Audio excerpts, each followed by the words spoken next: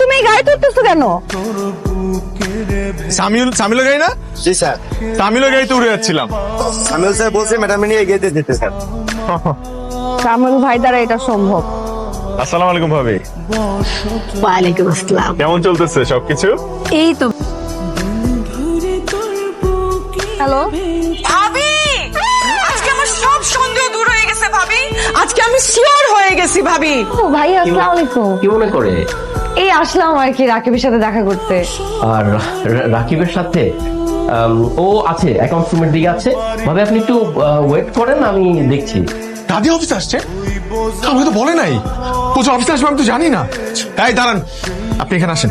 Sir, আপনি এখানে বসেন, আমার চেয়ারে এসে বসেন। স্যার, আরে যা বলতেছো ওটা করেন না, ফাস্ট করেন, ফাস্ট। উনি হচ্ছে আমাদের অ্যাকাউন্টস ম্যানেজার। ও আসসালামু আলাইকুম। ভালো আছেন না? জি, আপনি ভালো আছেন? আমরা সবাই খুব ভালো আছি।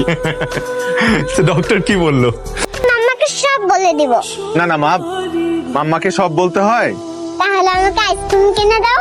বাজার, সবজি, মাছ এই পর্যন্তই তো আনতে বলছিলাম।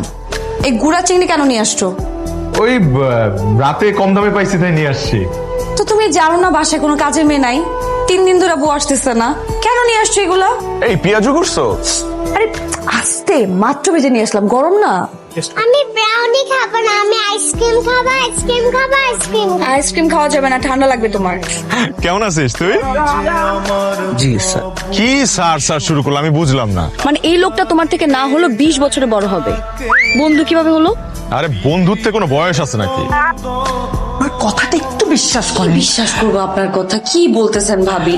মানে একটা সুন্দরী রমণী এসে আমার হাজবেন্ডকে রাস্তায় দাঁড়িয়ে কোটটাই পরাই দিয়ে নিয়ে চলে গেল, মানে এত সহজ?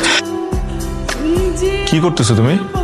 কি কি করব? সাইলেন্ট করতেছি তোমার ফোন। তোমাকে না বলছি রাতে বেলা ফোন সাইলেন্ট করে রাখবা। উঠা যাবে তো না হলে ঘুম থেকে। অফিসের গাড়ি মানে মানে কোনো বড় জিপে করে যাও? বড় জিপ কই পাবো? হ্যালো, আসসালামু আলাইকুম স্যার। ওয়ালাইকুম সালাম জেরিন। জি স্যার।